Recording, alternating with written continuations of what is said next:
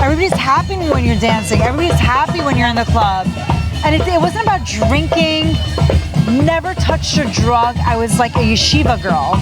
Nothing. No email blasts. No MySpace. No Instagram. No MySpace yet. Nothing. Beepers. Phone calls. We used to have lists of phone numbers. We had sheets of numbers and names, and we called them. And you would cold call everybody. Yeah.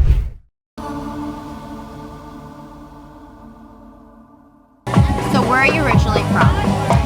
I'm born in New York. Born in Brooklyn. Born and raised. To live there all my life. My mom's from Egypt, from Cairo. And my dad is Russian, Lithuanian descent, but American boy. They met in Brooklyn. And how long have you been married? At a dance. My husband and I met like 13 years ago, and we just celebrated our 10-year anniversary. Congratulations. Thank you. Thank God. Yeah. Long marriage. Thank God. Thank God. And how many kids do you have? I have 3 kids. Anael is 9, Jojo is 7, and Allegra is 3.5. Amazing. My loves that keep me very, very busy. Yeah, but you're very busy. Yeah. You are in an industry that not typically women get into when they're mothers and married and have to take care of a household and be involved in the nightlife, the day life, the social life. How did you start? Where did you come up with the concept of Nelly's List? Like, where did this all begin? Tell us, like, from the beginning. Okay, here we go. Wayback Machine. Wow. It started like 23 years ago. I was also always social. I loved going out. I love music. I love like DJ'd music. Good energy, like in a space, and I was very attracted to that, always, as a teenager, growing up. But I was also like the gravitator. Like I was the one making plans, arranging, how to get there, how to get home, together. Putting the groups together, calling people. Obviously, we didn't have the technology we have now. It was like more person to person. So I had personal relationships with people. I had real friends. Yeah. It wasn't a text away or an Instagram message away.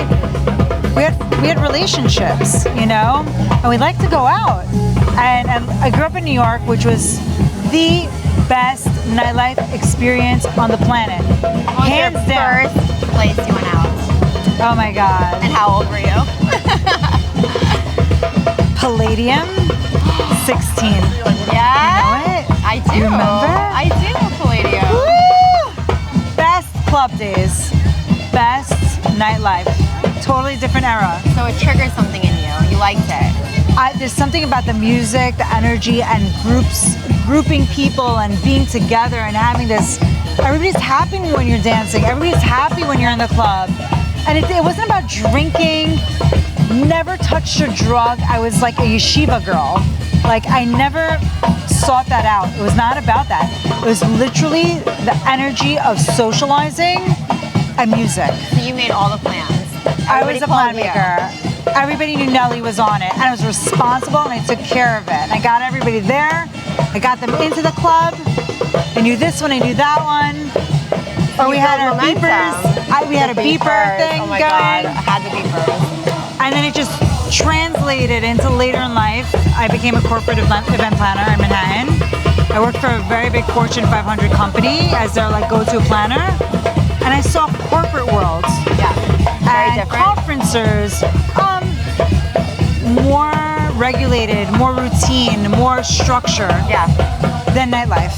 Yeah. Like holiday parties. Like Yeah. were there that was Holiday like a structured parties, party to the golf company. tournaments, sporting events for a few hundred. Yeah. So I saw it from a corporate side with a corporate budget, and I'm like, wow, that's amazing that this exists and this tier of money exists in New York, Things probably went a lot more smooth when you have Yeah. such a... It was structured. It was to the paper, Nightlife's messy. You don't know if you can trust people. You don't know if you're going to get paid. promoters, rely on You don't know who to call. Yeah. And that was still New York nightlife back then, It got clean eventually, but that was my era. And September 11th happens. and my company got very affected. We lost people that were in the Twin Towers who were on site that day. It was a corporate construction company, and something happened in New York. Yeah. First of all, it became taboo to throw a party.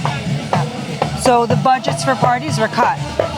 Then you were lucky if you kept your job, because 3,000 people just died in the middle of Battery Park City, which was 10 blocks away from where I was working. And there was like a black shadow over everything. Yeah. So I got let go. I was very sad. I was there for many years. But I transitioned into Nelly's List from there. That's when you started Nelly's List? So they say when every door closes, another one opens. Absolutely. You don't recognize it at the time because you're so comfortable where you are and you're so happy where you are. You're content. Yeah. But God has other plans for you. You're not supposed to stay static. You're supposed to keep evolving. And I didn't know, but that shut door became the opening door to pursue the venues that I knew, my contacts that I already knew, and group all my friends to come out. There was no social media yet. Nothing. No email blasts. No MySpace. No Instagram. No MySpace yet. Nothing. Beepers. Phone calls. We used to have lists of phone numbers. We had sheets of numbers and names, and we called them. And you would cold call everybody. Yeah. I think that was probably where the corporate gave you in favor. Like a good balance. All of it. It's not just, let's just come together and have a party and call a bunch of people. I was trained. We're structured. But I was trained. That's trained. Yeah. That's being trained. Yeah. And I didn't know for what. So I was like, I like to go out. I was in my 20s, my early 20s. I started this when I was like 21, 22. And I love going out. We had a club called O-Bar. And O-Bar was famous. Do you remember? It was famous in New York. I don't remember because Were you in New York? Like 9/11, I was in 6th grade. So we're talking a little different time period. But my sister is 7 years older than me. So I do remember the places that she went to. Okay, fine. Fine. Let me give you nostalgia from my time. So look, what attracted me to nightlife was classy nightlife. This guy had Arabic, French, Gypsy Kings. He would bring the Gypsy Kings live. It was classy. He had Persian rugs. He had a Euro vibe. It was very classy people. They were well dressed. I loved the sophistication of it. It reminded me of Europe. I wasn't attracted to like EDM style stuff. I was like Euro vibe, international. Were there promoters then? Yeah. And how were the promoters? Like, what was their thing? Get people to the club. I have this weird issue with promoters right now. I think that the generations have changed dramatically. Of course. It's funny, like, when I met you, my husband was like, look, Nelly's List, because I was in the works of creating Cece's List. Oh, no way. And when he met, he's like, do you know her? That. And I'm like, I don't know her, but like, it was the first time, so I started going through all your stuff. I was like, this is super cool. She promotes a lot of Jewish events. Okay. And my concept's a little bit different than yours. I won't talk about it yet. Okay. It comes out. Okay. A lot of people might get mad. It's gonna change a lot of things. Woo! I love it. Yeah. So when I saw, and then it had nothing. We didn't even plan on doing Bakarat yet. Like, right. It was so before. Weird. It was before. And so then wild. I had no idea that you were involved in this yet. Like, it was just something that like I saw. Just my husband saw and just like brought up to me like, look, Nelly's List, like Cece's List. So I already saw like things that you were doing, and I was looking through it because it just took my interest just because it was Nelly's List. So what did you think? And I loved it. I loved the idea, and I was like, there were so many things that I was thinking like, oh my god, like if this person had met this her, like there's so many collaboration ideas, and I love the fact that you're so about woman. that. Yeah. You're a woman and you're doing this, and so when I got into nightlife, I love partying. How did you get into nightlife? Me and my husband were partiers. Like, there's no doubt about that. We call go out. Bon vivant. Yes. Lovers of life. Yes. Throwing the bills up in the air. We're very, we love love nightlife. We get FOMO when we don't go out, even though we're like exhausted. We don't sleep. Out. Like people are like, when do you sleep? I'm like, when we die. We'll sleep when we die. And so this nightclub Bakarat fell into our hands. He was not planning on keeping it. It was like, let's just do it. Like, and it was I always told him like, never, we're not gonna get into the nightclub business because I didn't want it to take like his time away from like family and stuff. Yeah. For whatever reason, I felt really like I wanted this. Oh wow. And when we started, we completely renovated it. We completely came up with a new concept. We wanted classy. We wanted to cater. What we wanted to cater to is the middle-aged person that goes to dinner and wants to go out and enjoy. I totally felt that, by the way. Miami, I think the nightlife industry in Miami is shifting. Right. I don't know where it's shifting to, but there's a big gap right now from what it used to be to where it's going to, and it doesn't know where it's going. Okay. And so far since we've been in it, I've been there. I'm there every night that it's open. Wow, I'm there I can't believe day that. in and day out. Every day? Oh yeah, I have like now I have a thing, so I'm like there till 5 in the morning. Okay. I bring my kids to school at 6:15. Don't ask. I come back. I sleep for a few hours. I do the whole like day. Yeah, different level, girl. I sleep from like 7 to 9 or 10, and then I go out and do it. But I have like a day off in between, so like my body's kind of used to it by now. But when I'm sitting there, I'm calculating all of the missing pieces. You told me that on the phone. I like that you said that. There's things that Because are you're missing. conscious on a different level. It's like being in school. Right, but so you're an owner and you care, Yeah. right? And you can see the missing pieces, Yeah. Like the toaster needed to be reinvented. but you're also a woman. And as a woman, your more attention to detail is natural, and also your hospitable nature is natural. Yeah. So it's built in. I'll tell you. We're in. So we originally with Instagram and everything, people really like love posting their food and their drinks. Yeah, I and everything. remember that. People don't really post anymore. Right. It went from like raw images of like I'm here, I'm there, look at me. Right. And then it went to like really like fictional, like okay, let's set it up, let's make it look good. And then people weren't really into it anymore, and people just stopped posting. Right. So people don't really know where to place themselves because we're in a generation that grew up on that, you know? And men were in control of the nightlife industry. Always. And we are now dealing with boys.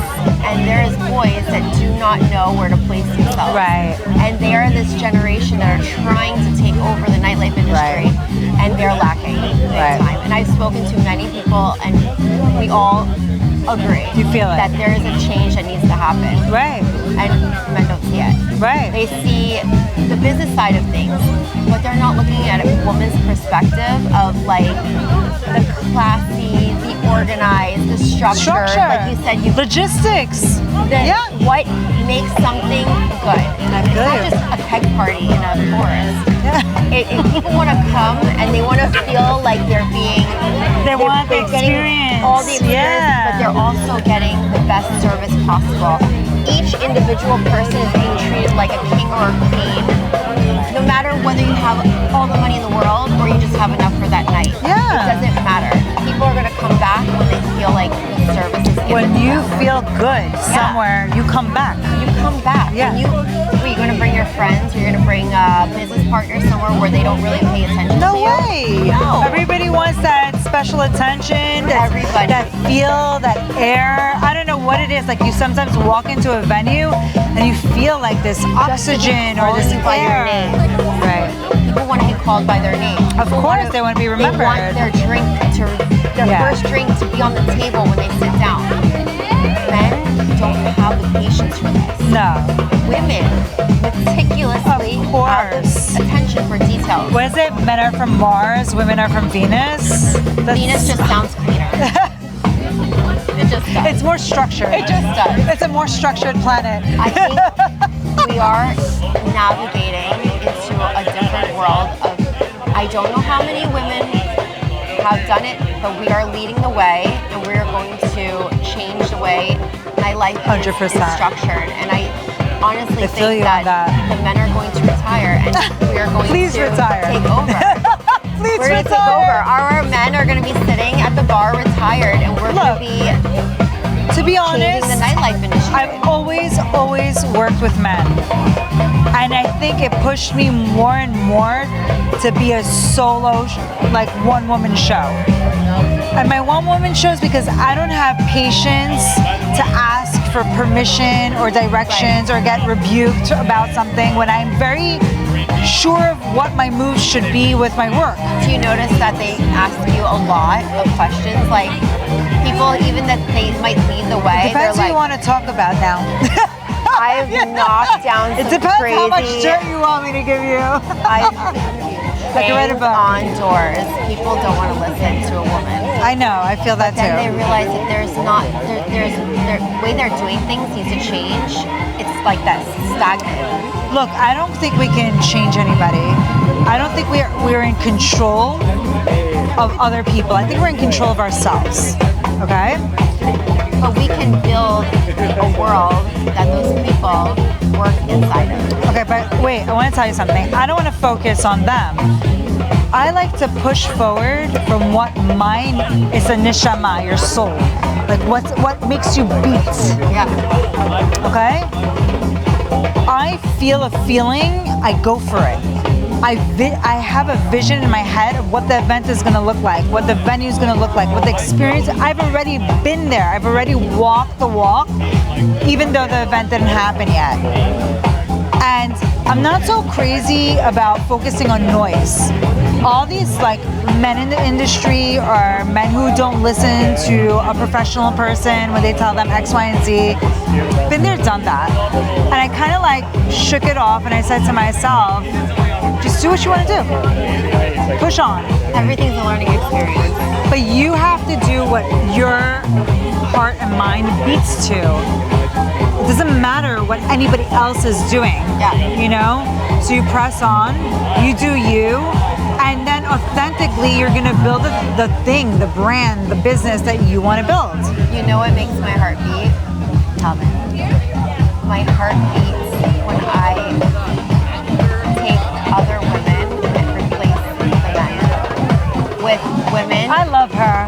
who really know how to run I want to shit. tell you why I love her. I love you because these are things that I would love to say on camera. That's why I said a lot of people are going to be mad when they see I really would me come out love with a lot to of dish things. the dirt of 22 years of experience of exactly what she's talking about, and you just put it on the table, and it's real. Yeah. And I love you for that. I love her. I think I said like a lot of people are going to be mad. I don't care. Listen. Girlfriend, I love you. You say it like it is, and we just press forward.